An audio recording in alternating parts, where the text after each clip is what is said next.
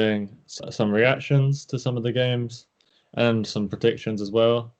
Louis is here as well. Hello. So yeah, let's get straight into it. So for Arsenal Newcastle, which was 2-0, how do you think Arsenal played in that? It was a weird game, really. Like it was, but one of the specific things I noticed from the game, not specifically Arsenal, but Dubravka and Leno were both class in that game. And they kept their teams in it. I don't think Arsenal really brought much in the first 90 minutes, personally. What do you think about the VAR? Yeah, I watched it a couple of times, but I do think it was probably a yellow. Like he wasn't trying to. There wasn't an awful lot of contact. No, like he wasn't trying to hurt him at all. Yeah. So it was probably the right decision. And Andy Carroll as well. Like he had a couple of big chances. He should have finished some of them. What did you think? Yeah, I think as a whole, I think Arsenal played a lot better than they, from how they started. But I think Aubameyang scored the second goal. It was just a sway, but it was a well-worked goal, to be fair. Yeah. Journey on the way. Journey seems to be one of the him and Saka are probably two of the best players at the moment. Yeah. Leno just did some absolutely amazing saves as well right at the end. Xhaka nearly scored from outside the box on a volley as well. That he's got such weirdly good technique. Yeah. I don't ever expect him to get it on target, but he always does. Yeah. Yeah. So do you think it was a fair result for it to be 2-0 for him?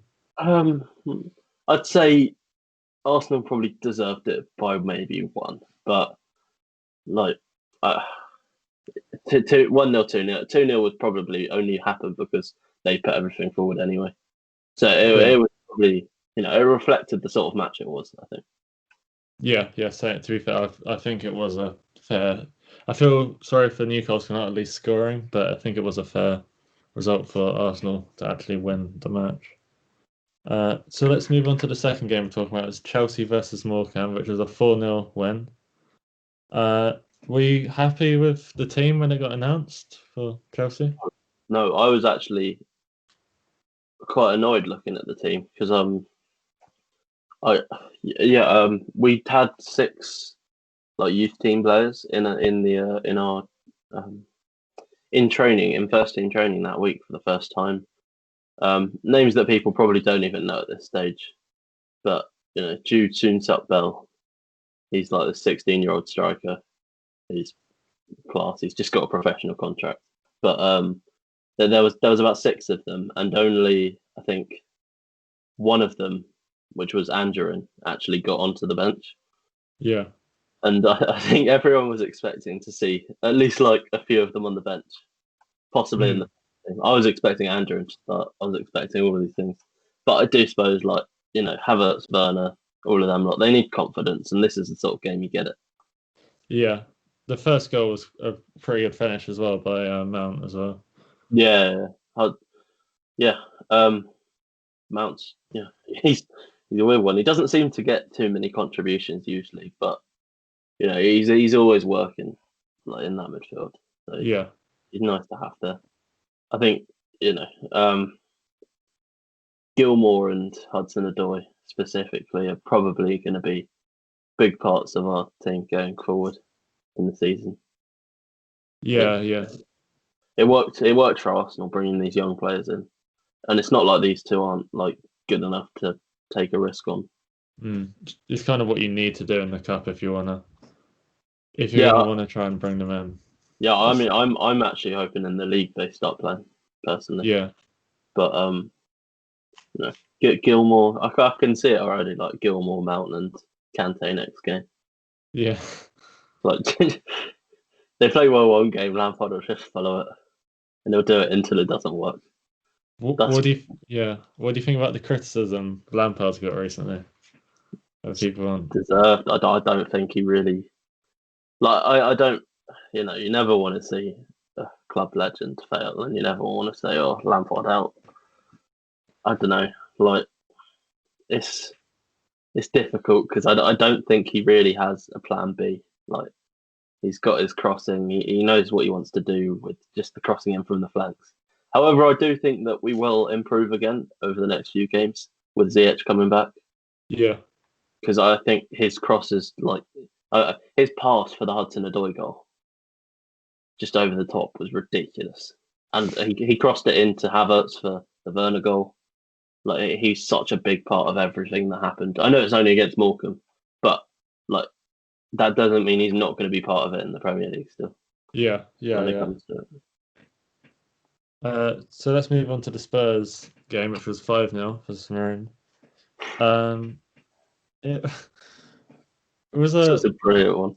It was such a good game to watch. Like everyone, they had their fans there almost in the gardens, just watching over the fences. They had the team. They had that one house that was playing. What's the song called? I don't know why I can't remember it. The England one. Yeah. Three Lions, whatever. But they were playing it like 120 times or something over the day. They had their little clock cut out, one of them. Yeah. It was just unreal. And it was so good to see on I think it was like the second, third minute or something. Murray just went through and hit the bar. Do you think about the Mbappe celebration? It's a bit of a it's a bit of a piss take, to be honest. Like, come on, man, you're scoring against a fucking part-time Sainsbury's worker. Yeah. Like, fair play, you're scoring the goals, and he got a hat trick. Fair play to him. Yeah. But it was also like that goal that he did, the Mbappe celebration, was from, I think, like two of those goals were from like a combined 1 yard out. Yeah. That's what I was thinking. It wasn't like he scored a banger from the halfway line. Like just goes and does the Mbappe like he's just ran through the whole team. Yeah. And then the 16-year-old Alfie Devine. Yeah. Cutting and scoring. That was quite a nice goal as well. It wasn't just like it was actually, yeah. Lucky goal. It was just a good finish. Obviously, the opposition, you kind of expect them to do something, but you got to take your chances when you're that young coming into the first team. Yeah, and I guess the type of team they're playing against is a team where you can be confident and try and run through. Yeah, I did enjoy seeing at halftime they had the list of the players for Marine and their list of part-time jobs on the side. The manager's like a train conductor or something to do with trains. Yeah, it's just amazing to watch. That was. Yeah, shame they didn't score. If they scored, that would have been really good. Yeah, it would have been class, but it's what it is. So let's move on to this game. Was actually on, I think it's the 6th of December. This one is Man United versus Man City. Yeah, the Carabao Cup semi-final. Yeah, the semi-final. Yeah. Well, the Manchester derby doesn't really seem to be the same anymore. Like for a while, it's not really been as exciting as it used to be. Yeah, like ever since people like Rooney, Ferdinand, like the big sort of. I mean, it's mainly United side, really. Yeah. Like you see, obviously things have changed in football, and you don't tend to see many like Roy Keane type players that would just go through them because they're a Man City player. Yeah, it doesn't matter whether they've done anything wrong. Yeah, like when he did players, it to Haaland. Yeah, like United players now, like you could never see someone like Fred just being like in a massive fight with Fernandinho or something. Yeah. You just need someone to just snap through someone's fucking leg. Yeah, like you just can't see it in this like today's game. But talking of Fernandinho, very good strike for his goal actually. Yeah, the second goal, that was a banger. He just sort of kept it like perfectly straight into the bottom corner. John Stones with the tap in at the start. Yeah, first goal in 3 years apparently. That was not surprised. Yeah, he doesn't score, but that's not what you're there for. So As long as he's defending well, I'm sure they won't mind however many he scores. Yeah, De Yeah, Bruyne nearly scored a banger at the start, which just hit the post. yeah, he is class, isn't he? But Yeah, that puts Man City into a fourth consecutive, was it Carabao Cup final? yeah, So so fair play to them. yeah, But yeah, so let's move on to the other cup game, which was Leeds versus Crawley. We probably should have put this on. So what did you expect this result? I don't think anyone can say they expected it. I wonder if But, anyone put any money on Crawley to win. yeah, I mean, Crawley just don't seem like the sort of side that have enough, like, have anything extra really. But yeah, they got lucky at times to the ball fell for them, but that's what you need. Yeah. But they performed better than Leeds, so they did deserve to win. Like, I don't think anyone would argue that. They got was it Burnley next? Is it? Oh, have they? I think it's Burnley next. They've drawn, which isn't a bad draw. No, it's not too far off Leeds really. Different sort of side, but no. Also highlighted that that first goal by that Cerula guy. It was a really good goal. Yeah. And apparently that was his first goal in senior football. Oh, really? So yeah, it's probably a decent one to get against the Premier League team. Looking through the other teams, actually, do you know who other teams got actually? Like, no, I'm not too sure. I just saw that one. Chelsea have Luton in the next round. Who are you supporting? What do you mean who I'm supporting? You gotta support Luton. No. And if we beat Luton, well, hopefully, I'd like to say when we beat Luton, but I don't want to be that confident and then it not happen. But after that, we have Barnsley or Norwich. Ooh. And we've already played Barnsley this year once. What league are they in?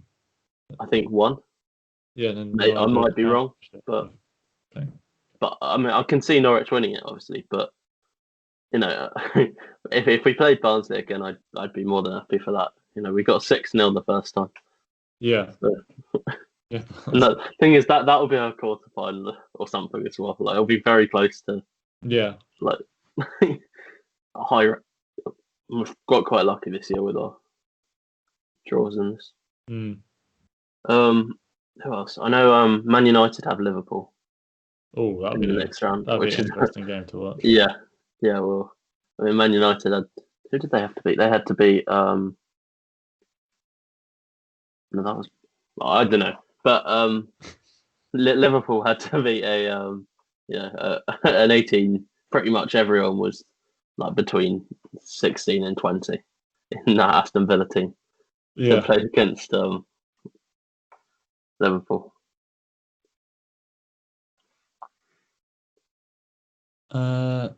So yeah, should we move on to the predictions? Yeah.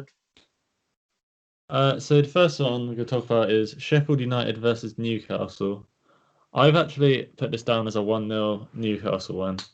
Okay. Which is not a massive lead, but I just can't really see Sheffield United scoring, and I can't really see Newcastle really being able to score too many at the moment. Yeah, I mean, I've actually gone 3-1 Newcastle. Oh, really? I have a feeling Sheffield are going to score one, but I do think that Newcastle have Sheffield aren't really bringing anything to the table at the moment.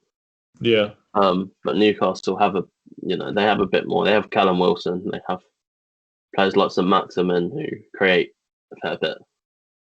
Yeah. So I mean, I am backing Newcastle on this one. I've put Wilson in my fantasy team, so I feel like I'm hoping for that. I feel like Sheffield might end up beating Derby in the record for the least amount of points at this stage. I don't see how they can't. Like, they look so bad at the moment. Like they've only got 2 points still, and it's 17 games in. Like I don't. Like I can't see them beating anyone. I don't think they have. Like I don't know. I don't really know what's changed. I think their system was just worked out. Like they weren't exactly I playing think it's that the well keeper, towards. really, wasn't it? Yeah, I suppose he must have just been saving them. He must have been so. He probably was like a really good leader or something as well. Mm. I'm assuming because Ramsdale just can't really seem to do the same job that Dean Henderson could do. Yeah, because I don't think Ramsdale's that bad a keeper. But No, because was Henderson their captain? No, he wasn't. He wasn't. I But don't think so. you know, But he was still a. He was a massive player for them, and he yeah, talked a lot of the back. He's like a bit like Pickford in yeah. that sense. Yeah, so yeah, honestly, if I was a Sheffield United fan, I probably would have given up by now. Yeah, Like I can't see season's them over. even finishing like 19th instead of 20th. No, no. So the next prediction is going to be Wolves versus Everton. I've put 2-1 Everton for this, actually. I put 2-2. Have you? Um, if Calvert-Lewin was playing, I would have gone for an Everton win, but I know that he's injured, Mm, so I've gone off a bit. You know, I know they have Richarlison, they have James Rodriguez, whatever, but I think it'll be a close one. Obviously, Wolves are going to be without Jimenez for a long time. yeah, But I think Neto and Podence, you know, that they've been very good for them recently.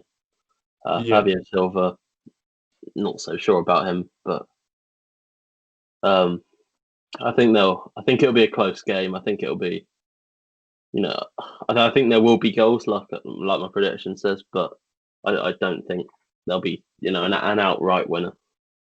mm, yeah. I think. Well, I wouldn't be surprised if it went the other way for this one, just 'cause the two teams are kind of similar when Yeah, it comes to definitely. performances at the moment. Mm. Um, so let's move on to City versus Brighton. I've put Well, I don't know why. I've obviously written this wrong. I put 3-0 Brighton here. I meant to put City. But No, stick to it, back it. When it happens, then you know what? it'll be amazing. No, I'm sticking to 3-0 Brighton. I've gone with 4-0 City. Okay, I'm 3-0 Brighton now. Okay. Yeah, I mean, obviously, this sort of game, like realistically, it's just the sort of game you do see Man City just destroying them, and like, what are Brighton gonna do really? Like, they've, I mean, when their most dangerous player is a 19-year-old Tarek Lamptey in right back, Yeah. I don't even know if he's playing at the moment. I don't keep up with Brighton that much, Yeah, to be fair, I'm not gonna lie, I don't follow Brighton's team. but I just can't see it going any other way, really. Yeah, but I've got faith they'll win 3-0. So Yeah, exactly. There you go. if they actually do win 3-0, Put a little bet on. Get a bet on a 3-0 Brighton win, and you'll make loads. I put 5k on. 5k on Brighton, deal. Okay, so let's move on to Spurs versus Fulham. I put 3-0 Spurs. I'll put 2-0 Spurs. 2-0 Spurs.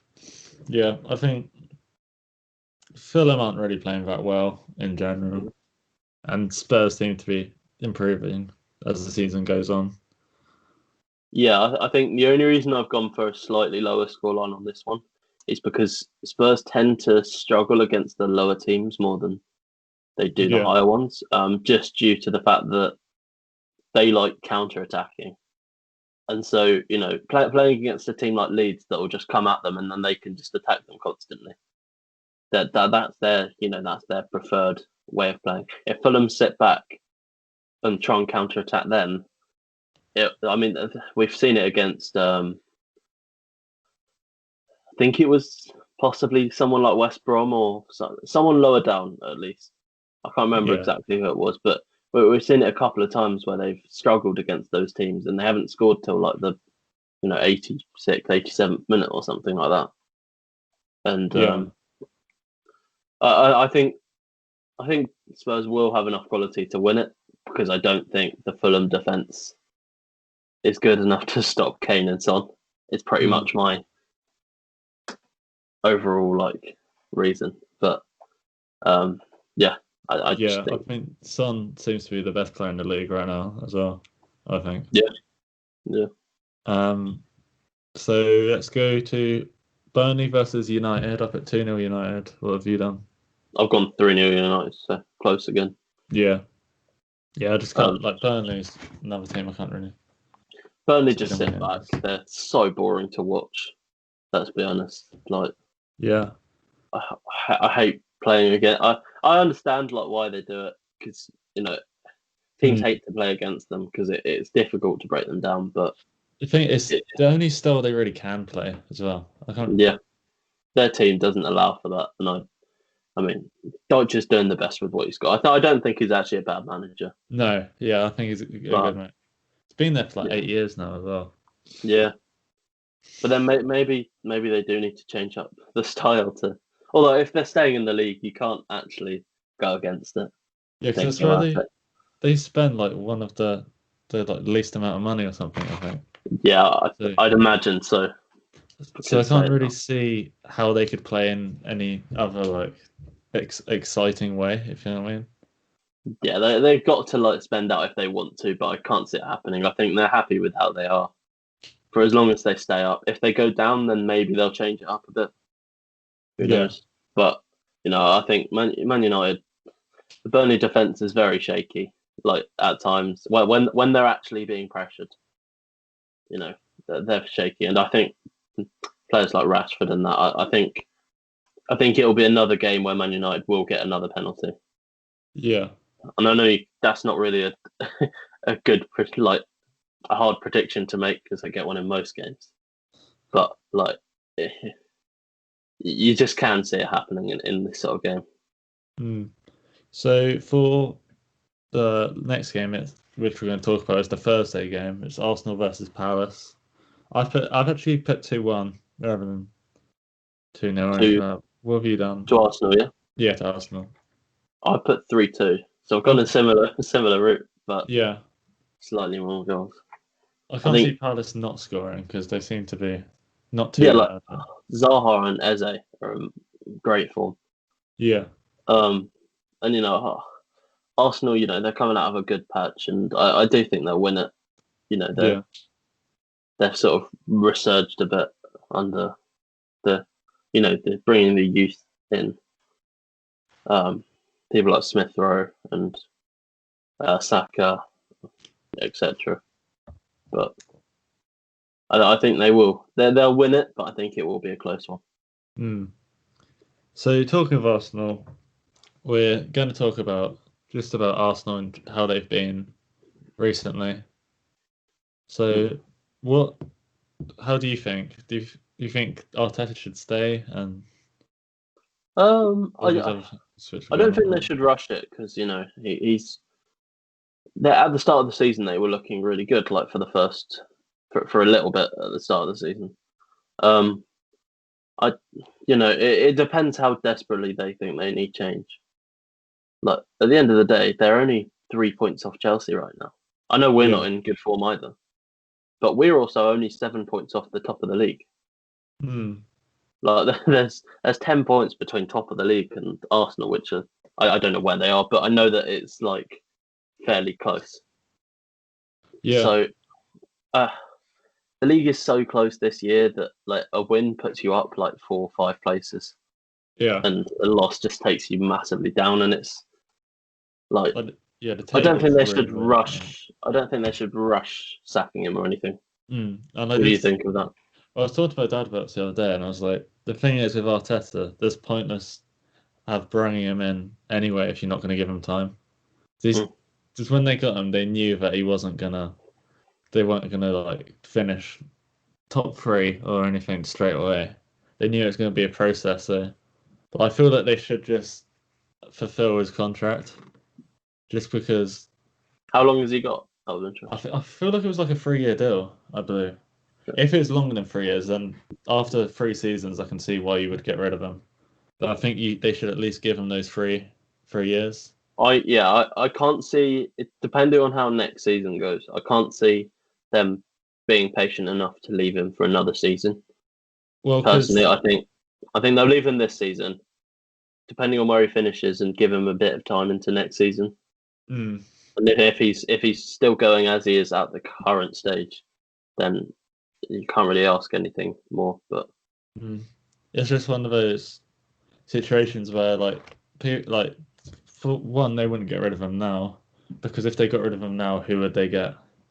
Yeah, there's probably not a better option they could get now, so it makes more sense for them to give him time. Yeah, and then try and figure out what they can do. How do you think about Aubameyang as well? Like how he's been, because a lot of people don't agree with how he plays, like where he's playing at the moment. Yeah, he's always playing on the wing, isn't he? Yeah, I know he's quick, I don't know. but I always see him as a striker. I think you could argue it's exactly the same as what happened to Werner. Actually, yeah, like they're playing him left wing, and he's not. He's not. Maybe it is the same. I've never actually sort of thought that Aubameyang might be the same in terms of like he's not as confident when he's not in his natural position. Maybe I know he does play left wing a lot, but yeah, I think he is naturally a striker. Like you don't score that many goals just from left wing. Yeah, but yes. Let me just maybe it's the same. Like he's not obviously this season he hasn't done it, but he was one of the top scorers in the league last season. Yeah, I'll take a look at how many he's got so far. Okay. Season goals. This is in the Premier League. Lacazette scored 7. Where is Aubameyang? Aubameyang scored 3 in the Premier League. Yeah, well, that's not. He's not really doing his. It's not up to his standard, at least. And one of them was a penalty as well. So it's not like he's. I know they still count, but he scored two open play goals. That's what you're looking at, really. Yeah.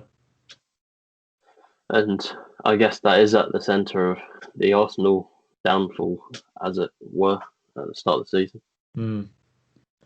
But then I think what I am quite happy to see is Arsenal realising what Willian does to you as a team. Because I knew it. Is it a 2-year deal or 3-year deal? I don't know. Right. You can see exactly why we wouldn't give him a deal longer than a year now. Yeah. Because he just loves going backwards. He loves, stopping attacks. It's like for ages he was really good for Chelsea.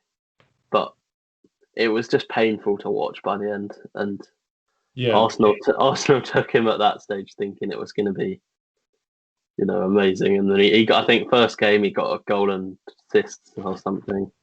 Everyone thought he was going to be incredible, and then he did exactly what we expected. Yeah. So yes, I think Saka's played quite well this year, though. Saka has been class. Yeah. Saka and actually Smith Rowe's worked quite well with him since he's been in the team. That sort of front line of Saka. But where is Saka playing actually? I suppose he's been playing like left back, isn't he? Yeah, I think they moved him up to left wing for one game at least. Yeah. Because they had Martinelli playing as well. Yeah. And obviously, I'm looking at realistically the game they played against Chelsea. Yeah. Which, to be honest, like I at the time, everyone, like a lot of Chelsea fans were. I mean, they were hoping it didn't happen, but they all expected it to happen. Like us to be the reason they, came back around and and it happened. But yeah, like let's just have a look on.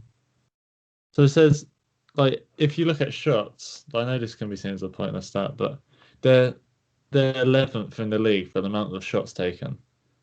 Arsenal. So they're not creating as much chances as they need to be, clearly. Like the style they're playing, it's a nice style and all, but they don't seem to be really like taking advantage of the style they're playing. It's just almost like it looks good, but does nothing actually happens. Yeah, it's weird. I think they need to try, try Aubameyang up front again. Yeah. I mean, if it's working as it is at the current stage, the last few games, if they can carry on like this, then they do what you want. As long as they're getting the goals, it doesn't matter where they're coming from. Yeah. But I think I think if things don't keep going, maybe just put Aubameyang up front again and put Saka on the left, Smith Rowe, and I don't know who on the right, but because Pepe's not been great, Willian's not been great. Willian's not been great. Pepe's not been great. Maybe even Martinelli. I don't actually rate him that highly personally, but you got three good players to work your attack around there, and Lacazette obviously he's scoring still. Think there's any signings they should be looking, like positions or signings they should go for? The issue you've got is they really need like a right winger from what I've just said. Yeah. But you can't really do that because you've got a £70 million Nicolas Pepe and someone that's on 200 grand a week. You can't just sign another right winger. The amount of money added on how much they've spent and how much they're paying weekly, like on right wingers. But you can't just go and sign another one. It doesn't work like that. And Arsenal are a team which are funny with how much they spend anyway. Yeah, exactly. And wasted like. If they want to do it, they have to just take their losses on Pepe, sell him, and buy someone else. It won't be great for them because I doubt they'll be able to sell him very easily. What was Aubameyang's contract? Because didn't he sign a new deal? Yeah, he signed a new one, like maybe start of the season. Yeah, I think it was. After the finals, FA Cup. I think he signed a new deal. Like probably 300 grand a week, maybe. Probably. Yeah, and they're not even. It's like they've got all these players who either some of them are good and some of them are dropping. Yeah. But they're not really using them in the right way, which doesn't really make sense. What I do hear a lot when I talk to people about general like pay and stuff, they say, like Aubameyang has, once he signed that contract, he had his that was his last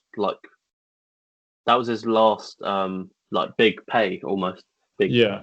And so once he signed that and once he'd got that last big contract, he didn't have anything to play for anymore.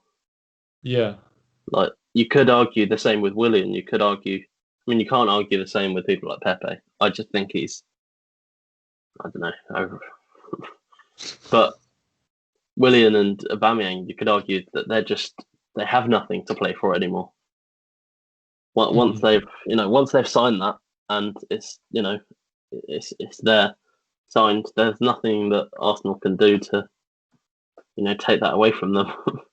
Yeah, that's why a lot of younger players who haven't got the big deals yet. You can see how they play, like they're more hungry for it. Because once you've been offered the big deal, it's almost like it's not necessarily the player's fault either. It's just it's easy to get a bit more complacent. Yeah, definitely. Like they might not even be trying to, but I mean, I think that's why Chelsea have a massive policy of if you're over 30, you only get 1 year. You get a 1 year deal, and it's not like that's your last year. Like you just get 1 year deals like constantly until you no longer can. Almost like that's why Willian didn't sign because we wouldn't give him more than 1 year.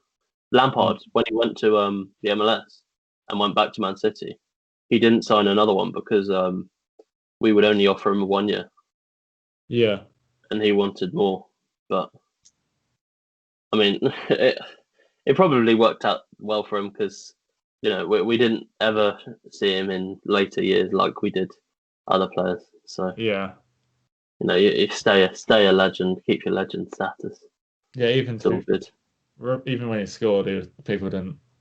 Oh yeah, he scored against us, but I mean, he obviously didn't celebrate.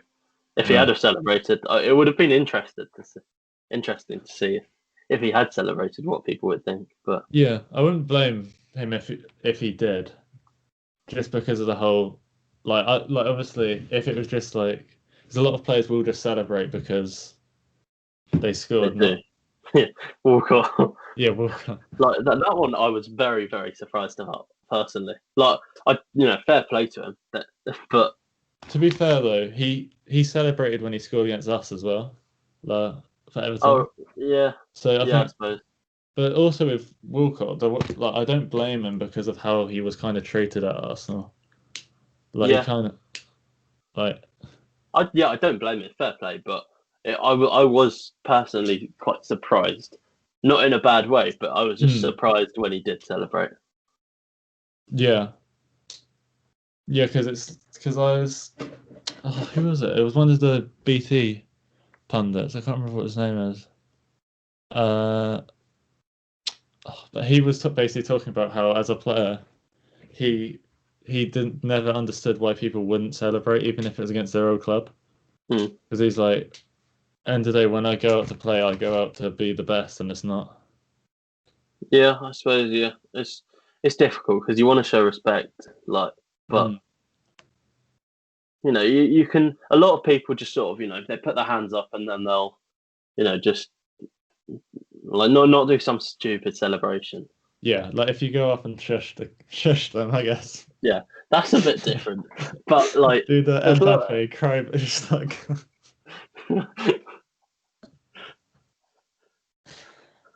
It'll come out with if they come out with some of the FIFA celebrations or something, that's when you've got a problem. But as long as you keep it respectful in a general way, like you show some form of respect whilst you're celebrating. Yeah. Like even De Bruyne at Chelsea did that. Like, yeah, obviously more recently he celebrated fair play. Like he has no reason to show any respect. Yeah, like I wouldn't, but a lot of them do like at least try and show a little bit of respect, just so that the fans don't hate you too much. I think, like, even if they haven't really got any reason to show respect, but I don't personally see it as a massive problem. Like, we had David Luiz celebrate against us, and he'd only that was when he was at PSG for 2 years. Oh yeah, and then he came back. He celebrated that would be kind of awkward. You'd have thought so, wouldn't you? Yeah. It was like Coutinho when he knocked Barcelona on it to go back to training with him. Oh my god, yeah. That was mad. But yeah. All right. Lastly, we need to get some celebrations for Chicago Parsnips. Do some shushes. We do. Well, not shushes. We've done. Yeah, that's too late.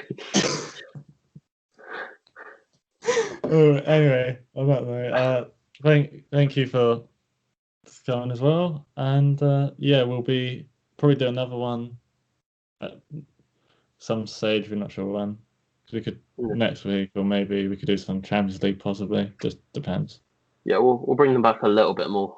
Yeah, we're doing a bit more frequently now. We've got more time. So yeah, see you later.